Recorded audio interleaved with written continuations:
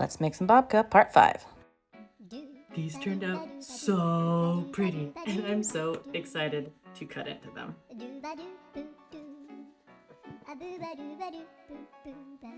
Just look at that swirl. Cheers.